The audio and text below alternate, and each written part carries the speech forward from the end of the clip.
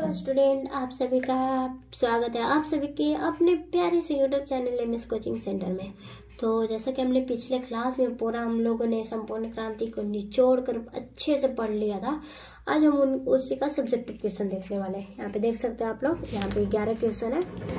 जब हम लोग ये 11 का डिस्कस बहुत ही अच्छे से करने वाले हैं। चलिए वीडियो स्टार्ट करते हैं फटाफट से। चलिए, तो ये हमारा पहला क्वेश्चन आ चुका है, संपूर्ण क्रांति का अभ्यास।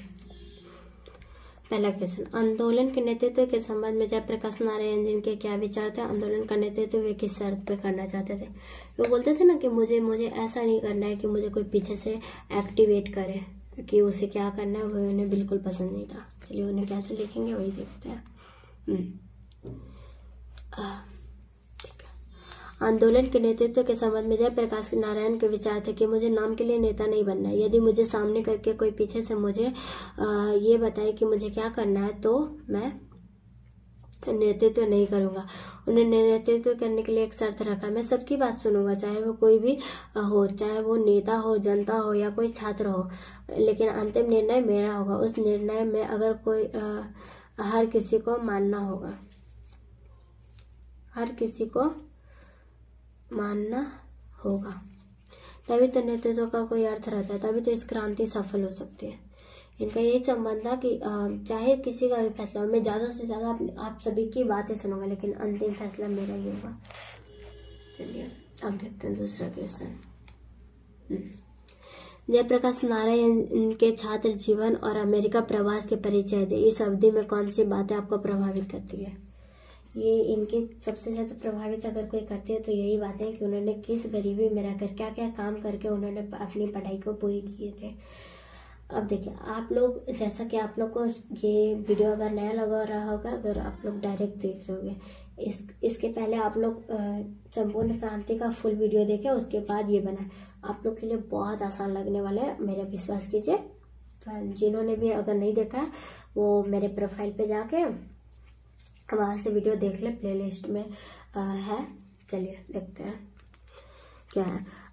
जयप्रकाश नारायण के छात्र जीवन बहुत ही संघर्षशील रहा। वे साइंस के छात्र थे। वे कुछ दिन फूलदेव यहाँ पे ना फूलदेव नहीं था, फूलदेवी नहीं था, फूलदेव था। बाबू के साथ लेबोरेटरी में रहे। बिहार विद्यापीठ में मैंने ISC की परीक्षा पास की थी। वहाँ मैंने स्वामी सत्यदेव के भाषण में सुना था। ये किनके भाषण सुनकर इनके मन में ये बातें आई थी कि मैं अमेरिका पढ़ने जाऊंगा? तो हुए कौन थे? सत्यदेव जी, स्वामी सत्यदेव जी। चलिए अब हम लोग आगे देखते हैं। मजदूरी करके भी लड़के पढ़ लेते थे। उनकी क्या भाषण थी? स्वामी सत्यदेव की कि अमेरिका में लड़के मजदूरी करके भी पढ़ लेते थे। तो वे अमेरिका गए। उन्होंने बागानों में काम किया, कारखानों में काम किया, जानवर मारे जाते हैं वहाँ काम किया। उन्होंने कारखानों में भी काम किया। जब छुट्टी मिलती थी तो काम करके इतना पैसा कमा लेते थे कि कुछ खाने का इंतजाम हो जाए, कुछ कपड़े खरीद लेते थे और कुछ फी के लिए काम आ जाता था। बाकी हर दिन रेस्टोरेंट में, होटलों में बर्तन धोने का काम करते थे ताकि शाम और सुबह का उन्हें भोजन मिल जाए। घर में एक चारपाई थी जिसपे जयप्रकाश नारायण जी और एक अमेरिकन लड़का सोते थे। वे एक ही रजाई में सोते थे।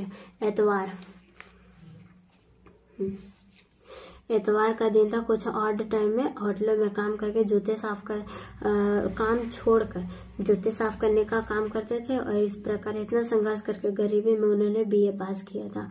ये बात सही है कि मेहनत रंग लाती है। स्कॉलरशिप मिलने के साथ डिपार्टमेंट में असिस्टेंट बन के ट्यूटोरियल क्लास लेने लगे, तब जाके उन्हें थोड़ी सी आसानी हुई थी, सरल हुई थी। यह हमारे इसी के साथ दूसरे चैप्टर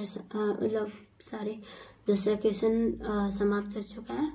और अब हम लोग तीसरे क्वेश्चन की ओर चलते हैं। ये हमारा तीसरा क्वेश्चन आ चुका है।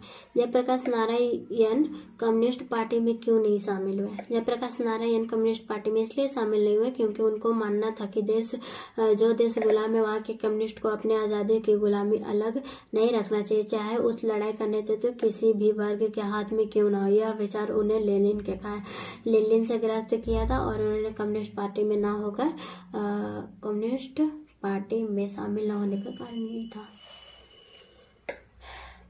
अब हम लोग क्वेश्चन नंबर 4 देखते हैं। क्या था क्वेश्चन नंबर 4 में? पाठ के आधार पे प्रसंग स्पष्ट करना था। क्वेश्चन नंबर 4 में 2 क्वेश्चन है। चलिए पहले देखते हैं। अगर कोई डेमोक्रेसी का दुश्मन है तो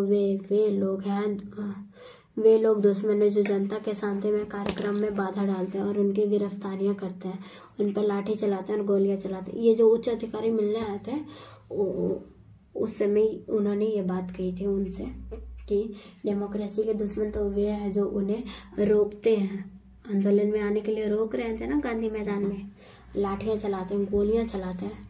चलिए देखते हैं। प्रस्तुत अगर ऐसा क्वेश्चन आ जाएगा तो हम लोग एग्जाम में लिखेंगे कैसे उसे। प्रस्तुत पंक्ति जयप्रकाश नारायण यहाँ पे नारायण द्वारा रचित पाठ संपूर्ण क्रांति से ली गई है। एक बार जयप्रकाश नारायण जी पुलिस के उच्च अधिकारी से मिलने आए थे और कहने लगे कि मैं दीक्षित जी के मुंह से सुना हूं कि अगर जयप्रकाश नारायण जी नहीं होते तो बिहार जल गया होता। तब जयप्रकाश नारायण जी कहते हैं अगर आप ऐसा सोचते हैं तो नेतृत्व में। चलिए अब आगे देखते हैं। उच्च अधिकारी बोलता है कि मैंने सुना था कि अगर जयप्रकाश नारायण जी नहीं होते हैं तो बिहार जल गया होता। तो बोलते हैं अगर आप मेरे बारे में ऐसा सोचते हैं तो फिर क्यों रोकते हैं आप लोग।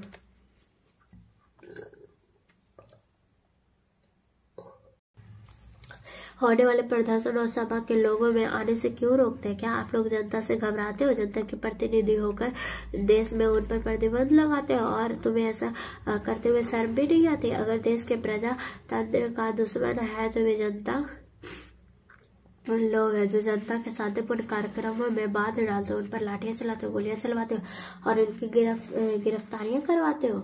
यही बोलते हैं, ये उनके विचार थे। चलिए आप खा देखते हैं 4 का। व्यक्ति से नहीं, हमें तो नीतियों से झगड़ा, सिद्धांतों से झगड़ा है, कहानियों से झगड़ा है। ये बोलते हैं जब लोग चाहते थे कि इनका और इंदिरा गांधी का मेल मिलाप हो जाए, तब बोलते हैं कि मुझे इंदिरा गांधी से कोई दुश्मनी नहीं है, मतलब मुझे उनसे नहीं कोई झगड़ा है, मुझे तो नीतियों से झगड़ा है, चाहे वो कोई भी हो, मैं विरोध करूंगा ही करूंगा। प्रस्तुत पंक्ति जयप्रकाश नारायण द्वारा रचित पाठ संपूर्ण क्रांति से ले गई। अपने भाषण में जयप्रकाश नारायण जी ने बताया कि उनके आंदोलन के समय कुछ मित्रों की इच्छा थी कि उनमें और इंदिरा गांधी में मेल मिलाप हो जाए। इस संदर्भ में उन्होंने कहा था कि मैं उनका किसी के साथ कोई झगड़ा नहीं है, मनमुटाव नहीं है, वे तो बस सरकार की गलत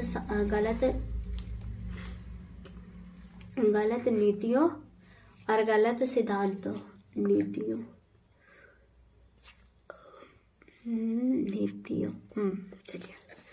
नीतियों और सिद्धांतों का विरोध कर रहे हैं और उनका यह विरोध जारी रहेगा। गलत विरोध करने वाले चाहे कोई भी हो, क्यों ना हो, वे विरोध करेंगे, यही उनका कहना था। चलिए हम लोग क्वेश्चन नंबर 5 देखते हैं। बापू और नेहरू जी की किस विशेषता का उल्लेख जेपी ने अपने भाषण में किया? आप लोग को पता होगा कि जेपी जो मतलब जयप्रकाश नारायण जी जेपी के नाम से भी प्रसिद्ध थे। जयप्रकाश नारायण जी का यह कहना था कि अब वो नौजवान थे तो बापू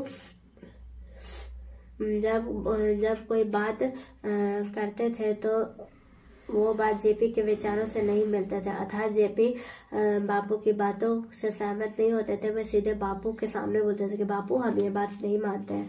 बापू में इतनी महानता थी कि वे बुरा नहीं मानते थे, और ये तो बापू के लिए था। और अब हम देखते हैं नेहरू जी के क्या विचार थे। जेपी जी कहते हैं कि मैं जवाहरलाल नेहरू को हमेशा भाई कहता था, बड़ा भाई। वे भी मुझे बहुत मानते थे, उनका मैं आदर और प्रेम करता था। नेहरू जी का बड़ा स्नेह था मुझ पर और अपनी आलोचना करता, मतलब मैं उनकी भी आलोचना करता था और मैं इतने बड़ापन था कि वो कभी बुरा नहीं मानते थे। इसी के साथ 5 क्वेश्चन नंबर समाप्त हो गया। 6 देखते हैं। भ्रष्टाचार की जड़ क्या है? क्या आप जेपी से सहमत है और दूर करने के लिए क्या सुझाव देंगे? चलिए,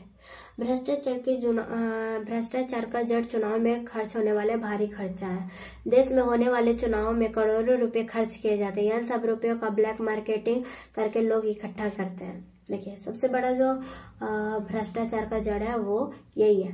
भ्रष्टाचार जो है वो उसमें खर्चा है, चाहे वो नौकरी में। जैसे आप लोग मानते हैं कि नहीं, आजकल अगर आर्मी की नौकरी लेना हो तो आपको आराम से मिलेगा। अगर कुछ नहीं भी रहेगा, अगर आप 15-20 लाख दोगे तो आपको नौकरी मिल जाएगी। अब फिर आर्मी लोग क्या करेंगे? भ्रष्टाचार करेंगे।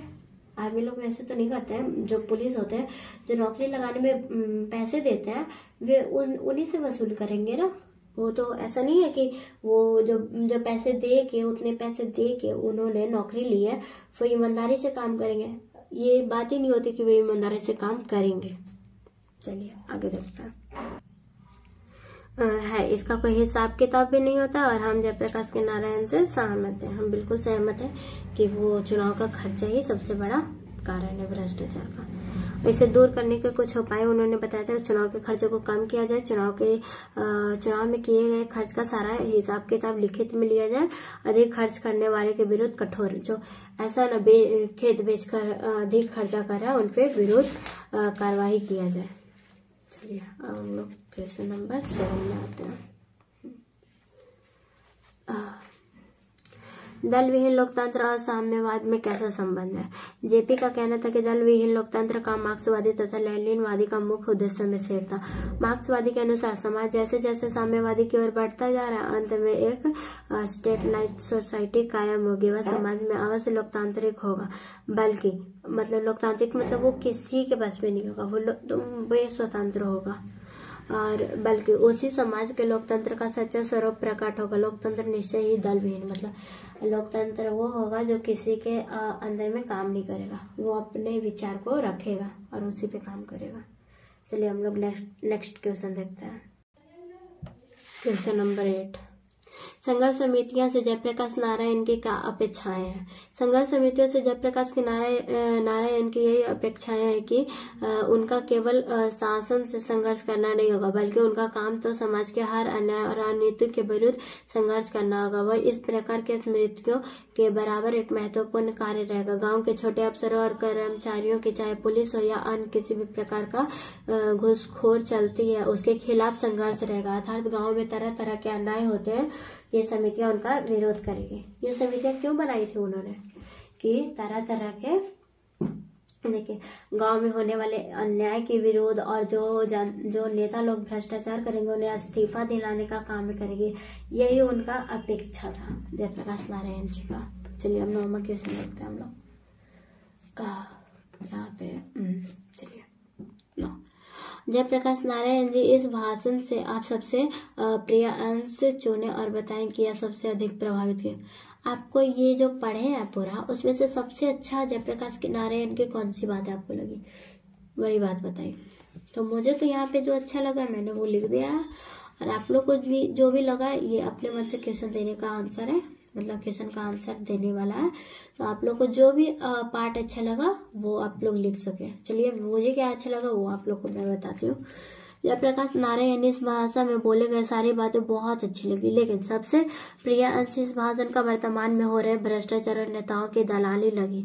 क्योंकि जेपी जी हमारे देश में लोकतंत्र के बारे में कहे, ये देश भले ही लोकतंत्र क्योंकि तो जनता का अंकुश, लोकतंत्र होते हुए भी जनता का अंकुश नहीं रहता नेताओं पे। तो उन्होंने जो उपाय बताया वो मुझे सबसे अच्छा लगा, क्योंकि एक बार अगर लोगों का अंकुश हो जाए तो ऑफ कोर्स ये जो देश है वो ग्रो करेगा ही करेगा।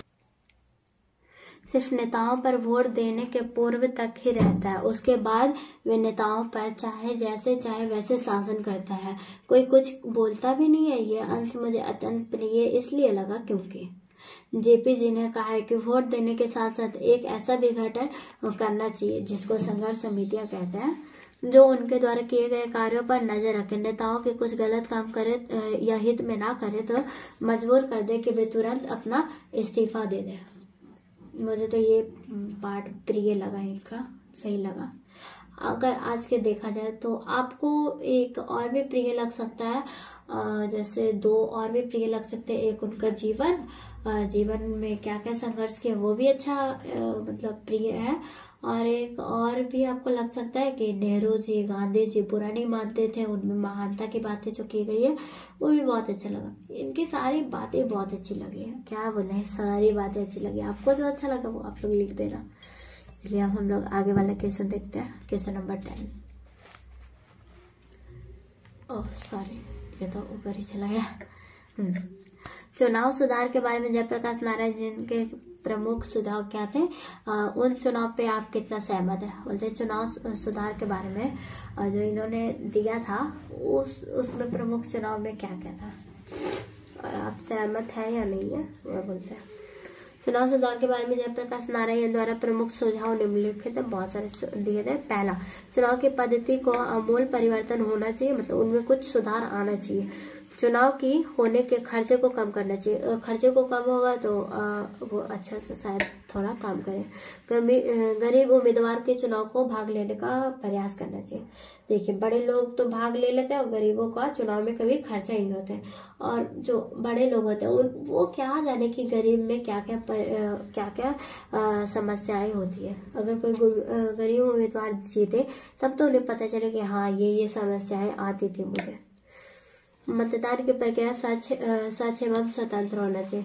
जो मतदान करने की प्रक्रिया है उस पर किसी का अंकुश नहीं होना चाहिए। ये ऐसा नहीं जाति पाति का, पैसे का, दल का, कोई ब्लैकमेलिंग का, ऐसा नहीं होना चाहिए। उम्मीदवारों के चयन में मतदाताओं के प्रतिनिधि को अंकुश हो। उम्मीदवार ऐसा चयन करना चाहिए जिसपे मतदाताओं का अंकुश होना चाहिए। यदि कोई जनता का प्रतिनिधि गलत कार्य करता है तो संघर्ष समितियां उसे इस्तीफा देने के लिए बाध्य करती है। और एक संघर्ष समितियां भी होनी चाहिए जो अगर कोई गलत काम किया तो उन्हें इस्तीफा देने के लिए मजबूर करे, बाध्य करे। चलिए आगे देखते हैं। क्वेश्चन नंबर लास्ट है। और जो लोग चैनल को सब्सक्राइब नहीं किए, लाइक नहीं किए, आपसे निवेदन है कि आप लोग सब्सक्राइब कर लें। पूरा हिंदी इस पे आने वाला है, पूरा का पूरा हिंदी जितना 29 चैप्टर है सारे आएंगे और साथ में ग्रामर भी आएंगे, इंग्लिश भी आएंगे, बायो भी आएंगे, केमिस्ट्री भी आएंगे और फिजिक्स भी आएंगे। ये सारी चीज हम लोग 100 दिन के अंदर कंप्लीट करने वाले हैं। जैसे कि आप लोगों को पहला वीडियो में हमने बताया था कि सारी चीज हम लोग 100 दिन में खत्म करेंगे, वो भी अच्छे के साथ। तो आप लोग बस ये अगर चैनल कर लिया तो समझ लो कि आपका जो 2025 का एग्जाम होने वाला है बिहार बोर्ड का, वो बहुत अच्छा होगा। चलिए हमारा लास्ट क्वेश्चन है। दिनकर जी का निधन कहाँ और किस परिस्थिति में हुआ था? जैसा कि आप लोग को पता होगा दिनकर जी के बारे में हमने पढ़ा है।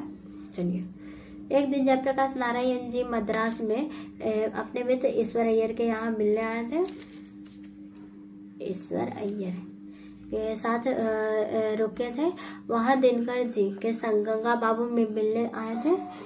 वहाँ दिनकर जी बहुत प्रसन्न दिखे थे। एक दिन अचानक रात के समय में अचानक दिनकर जी को दिल का दौरा पड़ा था।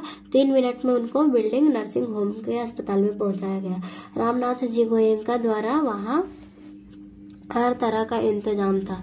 वहाँ दिनकर जी फिर भी बच ना सके और उनके उसी समय निधन हो गई थी।